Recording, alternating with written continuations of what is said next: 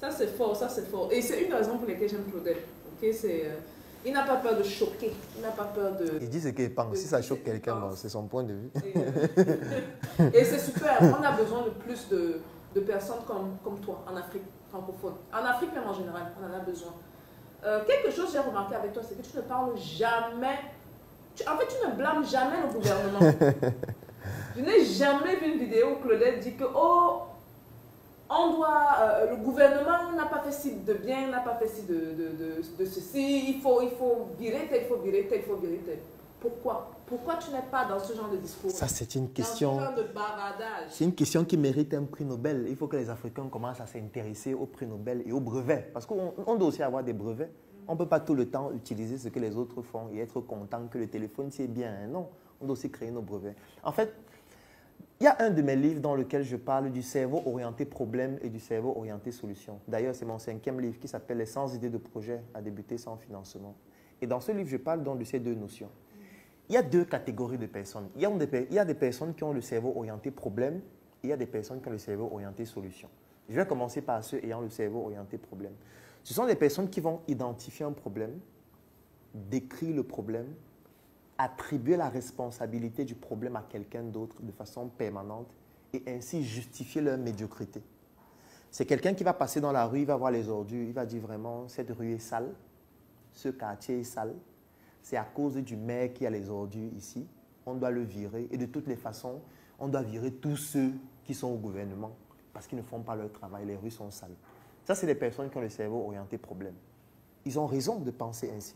Parce qu'effectivement, il y a une responsabilité directe des personnes qui nous dirigent, qui fait en sorte qu'on se retrouve avec des rues qui sont sales. Ça, c'est réel. Donc, je ne peux pas leur en vouloir. Donc, ils ont tout à fait raison de penser que la rue est sale, puisque ça se voit, et qu'il y a quelqu'un qui est directement responsable, qui est le responsable de la ville, si c'est un maire, ou si c'est le président qui est responsable du pays. Donc, ils ont raison de penser ainsi, et ils sont dans la catégorie de ce que j'appelle le cerveau orienté problème. Maintenant, il y a une deuxième catégorie de personnes. Ce sont les personnes qui ont le cerveau orienté solution. C'est les personnes qui vont venir dans la même ruelle, qui vont voir la poubelle et trouver qu'effectivement la rue est sale, mais qui, au lieu d'attribuer la responsabilité à quelqu'un d'autre, vont se poser plutôt une autre question. Comment je fais pour gagner de l'argent avec cette poubelle? Et directement, ils vont mettre sur pied des solutions. Ils vont peut-être passer par des solutions de recyclage. Ils vont peut-être, par exemple, passer par des solutions en amont ou en aval. En amont, ça veut dire, je m'en vais dans les ménages, je leur propose de venir prendre leurs ordures et d'aller les vider et ils me payent. Ou alors, je les prends gratuitement pour les transformer et utiliser les données qui correspondent à leurs ordures pour leur proposer des produits personnalisés. Ou alors, je vais me charger juste de ramasser les ordures qui sont déjà dans la rue, comme par exemple des déchets plastiques pour les transformer en pavés, en tuiles ou en tout autre objet de transformation. Si c'est peut-être des déchets organiques en charbon écologique, en biogaz, biodiesel, etc. et pouvoir vendre ces produits. Vous voyez qu'on a deux catégories de personnes. On a une catégorie de ceux qui vont se plaindre à longueur de journée et dire que c'est tel, on doit le virer, il doit partir. Et une autre catégorie qui utilise le problème pour gagner de l'argent ou qui utilise le problème pour proposer une solution et vendre la solution à ceux qui passent le temps à se plaindre. Donc, dans notre société, nous avons deux catégories de personnes. Et moi, je fais partie de la catégorie de ceux qui ont un cerveau orienté solution. Et c'est ça l'entrepreneuriat. Parce que problème égale opportunité d'affaires en entrepreneuriat. Donc, moi, je suis content qu'il y ait des problèmes au Cameroun, qu'il y ait des problèmes en Afrique, parce qu'en fait, c'est autant d'opportunités pour que nous puissions gagner autant d'argent et vouloir aussi aller conquérir peut-être la planète Vénus, comme Elon Musk a pris Mars. Donc, c'est pour dire quoi? C'est pour dire que je n'ai pas du temps à critiquer les gens à longueur de journée. Ça ne fait pas partie de ma mission. Ma mission, c'est d'identifier pourquoi on les critique, d'identifier les problèmes qui poussent à ce qu'on les critique, de proposer des solutions qui vont permettre de faire en sorte que le problème pour lequel on les critique soit résolu et que je vende ces solutions et je gagne de l'argent. Là, vous restez critiqué, moi, je gagne de l'argent. Pour moi, c'est plus pertinent. Donc, critiquer ne donne pas la haine. Non, je préfère laisser ceux qui critiquent critiquer. Parce que peut-être c'est aussi leur métier. Parce que si quelqu'un est peut-être un opposant, bon, il se nourrit de critiquer les autres et de prouver que lui, il a la meilleure solution, peut-être. Ça, c'est son métier. Il passe à longueur de journée dans les médias. Moi, à longueur de journée, je réfléchis comment devenir milliardaire en euros. Ça, c'est ça qui me préoccupe. Donc, je ne peux pas être en train de réfléchir sur tel doit partir, machin. Non, ça ne m'intéresse pas parce que ça ne fait pas partie de mon métier. Ça, c'est leur métier.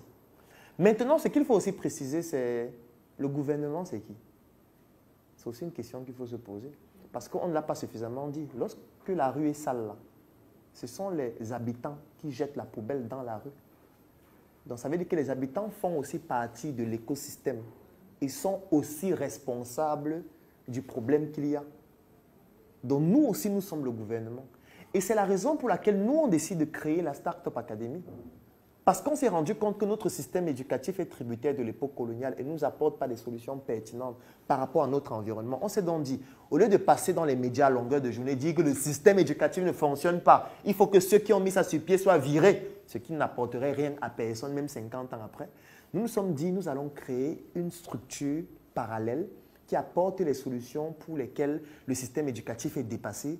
Et à travers ces solutions, nous allons vendre ces solutions à travers le monde et gagner de l'argent. Et c'est ce que nous faisons depuis 5 ans, parce que la Startup Academy existe depuis 2016. Donc voilà dans l'idéologie dans laquelle je suis. Donc je suis d'accord avec ceux qui critiquent, mais si ça leur permet d'atteindre leurs objectifs, c'est bien. Je suis aussi d'accord avec ceux qui utilisent les problèmes comme des solutions et proposent des solutions. Ça aussi c'est bien, parce qu'il faut de tout ça pour que la société soit optimale. Donc les gens qui critiquent là, ils ont fait de ça leur métier. Hein. Bah, c'est leur droit. C'est leur droit. Oui, je ne peux pas leur en vouloir. Encore qu'ils ont raison sur certains aspects. Moi, je vais prendre peut-être un exemple. Aujourd'hui, il y a des médecins au chômage au Cameroun. Je vous invite à regarder une vidéo qui s'appelle L'entretien avec. C'est une émission qui est diffusée sur un média de la place que vous pouvez retrouver sur YouTube. Et il y a donc un ancien vice-président de l'Ordre national des médecins du Cameroun qui s'appelle le professeur Tétanié Ekoué, qui est passé dans cette émission il y a de cela 1 an environ, et qui, pendant cette émission, donnait une statistique effroyable. Vous pouvez aller, c'est sur YouTube, vous partez sur YouTube, vous tapez « Entretien avec professeur Tétanié Ekoué ». Vous suivez l'émission qui fait environ 1 heure de temps. Dans cette émission, il était à ce moment donné encore, du moins il venait de quitter de son poste de vice-président de l'Ordre des médecins. Il disait que le Cameroun forme en moyenne 1000 médecins par an. Et sur ces 1000 médecins, il n'y a que 300 qui sont recrutés. Il y a 700 qui sont au chômage chaque année. Les médecins au chômage. La statistique des infirmiers et des infirmières, c'est 8 fois plus que les médecins. Mais la question que je vais poser, c'est depuis 10 ans, 20 ans, il y a combien de nouveaux hôpitaux qu'on a créés à Yaoundé, à Douala, à Bafoussam, à Ebolovan? Il y en a très peu. Mais on forme des milliers de médecins, des milliers d'infirmiers, des milliers de sages-femmes, des milliers de dentistes, des milliers de pharmaciens. Mais il n'y a pas de structures qui évoluent au même rythme pour pouvoir les recruter. Ce qui fait qu'on se retrouve avec une extradition de cerveau. Ça veut dire qu'ils sont formés, mais après ils partent exercer ailleurs en France. D'ailleurs, en France, il y a plus de médecins camerounais exerçant par rapport à tous les médecins inscrits à l'Ordre national des médecins du Cameroun au Cameroun. Il y a plus de médecins camerounais exerçant en France par rapport à tous les médecins camerounais qui exercent au Cameroun et qui sont inscrits à l'ordre. Parce qu'ils se retrouvent dans une situation où ils ont des compétences et ils ne peuvent pas s'épanouir en pratiquant leur métier au Cameroun. C'est un gros problème. Et je trouve que c'est vraiment très pertinent. Et nos autorités ont la responsabilité de cela et c'est vrai. Donc quelqu'un qui critique nos autorités par rapport à ça, je vais dire qu'il a raison. Parce qu'il y a des voleurs. Il y a des gens qui détournent les biens publics. Il y a des gens qui détournent des fonds. C'est un fait, ce n'est pas moi. La preuve, c'est que certains sont en prison. Après, on va parler de la politique. Il y a des prisonniers politiques. Oui, moi, je ne suis pas dans la politique partisane. Donc, je n'ai pas envie de faire ce débat. Je suis dans la politique de proposition de solutions sur le plan entrepreneurial. Et directement, c'est pour ça que j'ai créé aussi le projet Médecin 2.0.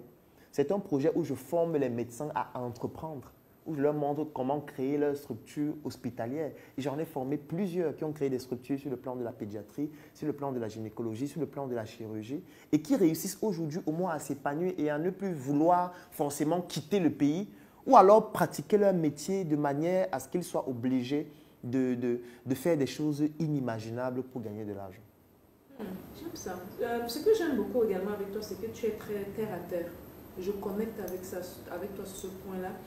Et donc, la question que j'ai pour toi, c'est de savoir quelles sont selon toi les 3 qualités, je sais qu'il y en a plusieurs, mais on va parler de 3 qualités d'un bon entrepreneur pour entreprendre. 3 qualités d'un bon entrepreneur. La première qualité, je dirais, c'est celui qui sait échouer. Il faut savoir échouer. C'est la première qualité. Parce que lorsqu'on se lance en entrepreneuriat, on va échouer régulièrement. On va régulièrement faire face à énormément de difficultés. Mais il faut juste comprendre qu'en réalité, l'échec, c'est une opportunité de mieux apprendre, de mieux refaire, de mieux se former et de pouvoir mieux affronter les difficultés. J'aime souvent dire, on ne devient pas boxeur professionnel en regardant des vidéos sur YouTube. Donc, pour devenir boxeur professionnel, on prend les gants, on monte sur le ring. Et comme on sera novice au début, on va bien vous boxer, ce qui est normal au début. Vous allez rentrer, vous aurez les bosses, on va masser. Vous allez revenir le lendemain, on va bien vous boxer. On va vous boxer comme ça pendant 1 mois, 2 mois, 3 mois. Ce qui fait que le 4e mois, quand vous allez venir sur le ring, vous n'allez plus ressentir les coups de la même façon. Ça veut dire qu'on va vous donner un coup maintenant, vous serez déjà habitué à recevoir les coups. Vous allez aussi maîtriser comment on fait pour esquiver les coups et comment on fait pour donner des coups aussi. C'est comme ça qu'on devient professionnel. Pour apprendre à pédaler le vélo, on tombe au début et après on maîtrise comment on reste en équilibre. Lorsqu'on conduit un véhicule, au début, on est conscient de tous ses faits et gestes. Après un moment donné, on maîtrise tellement qu'on peut conduire en téléphonant. C'est aussi ça que l'entrepreneur doit avoir comme qualité. Il doit apprendre à échouer. C'est la première qualité. La deuxième qualité, c'est que l'entrepreneur doit comprendre qu'on ne peut pas entreprendre sans communauté. Ça veut dire qu'il faut absolument bâtir sa communauté ou intégrer une communauté qui a déjà les valeurs que vous recherchez. Ça veut dire que nous, chez nous, on a le problème de la starmania. Les gens veulent devenir des héros de l'entrepreneuriat. Ça n'existe pas. Aujourd'hui, on nous parle de Elon Musk, qui est devenu le plus riche du monde. Mais ce que les gens ne savent pas, c'est que dans une entreprise comme Tesla, qui a eu une valorisation de plus de 880 milliards de dollars aujourd'hui et qui a fait en sorte qu'il devienne le plus riche du monde, c'est une entreprise dans laquelle il n'a que 18%. Ça veut dire que tout le reste appartient à des investisseurs de plusieurs pays différents. C'est que quand vous voyez en fait une voiture Tesla, c'est plusieurs millions d'investisseurs de plusieurs pays différents qui ont mis leur argent ensemble pour faire une seule voiture dans laquelle le fondateur qui est devenu le plus riche du monde n'a que 18%. Ici, vous allez voir un entrepreneur qui lance son projet avec ses économies d'1 million. Il est médiocre parce qu'avec 1 million, on ne peut faire que des choses médiocres, du moins, sauf si c'est pour le début seulement. Et quand vous lui parlez d'ouvrir son capital, il dit non, non, non, on va m'envahir dans mon projet. Non, non, non, on va voler mon projet. Mais c'est d'une médiocrité intellectuelle extraordinaire. Et ça, c'est même un euphémisme que de le dire. Donc, il faut que les entrepreneurs apprennent à créer leur réseau, apprennent à comprendre que 5% de 1 milliard, c'est beaucoup plus important que 100% de 10 millions. C'est de ça qu'il s'agit. Donc ça, c'est la deuxième qualité que l'entrepreneur doit avoir. Et la troisième qualité, c'est que l'entrepreneur doit comprendre qu'il doit se former infiniment. On n'arrête pas de se former. Et c'est ça une aberration de l'école. L'école nous a fait croire que quand on finit l'école, l'école s'arrête.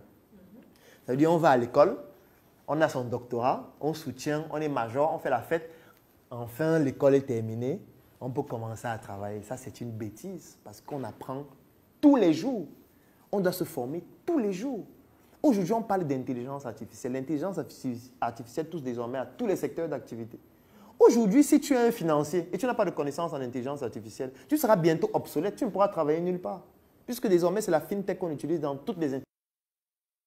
Donc, tu ne peux pas juste aller à l'école, apprendre ce qu'on a appris à l'école, arrêter là et te dire que c'est fini et je suis financier. Tu seras un financier stupide et au chômage, un professionnel au chômage ou un chômeur qualifié.